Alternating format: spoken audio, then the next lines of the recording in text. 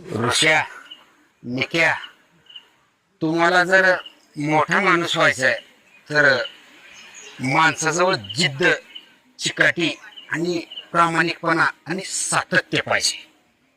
रोज लवकर सकाळी उठलं पाहिजे. म्हणजे सगळ्या गोष्टीची जिद्द असल्याशिवाय माणूस मोठा होत नाही रे. बरोबर आहे. खरंय का नाही? खराय खराय खराय. आणि खास करून हे तुला वाक्य लागू होते बरं का. तुझ्याकडं माझा पाहिजे.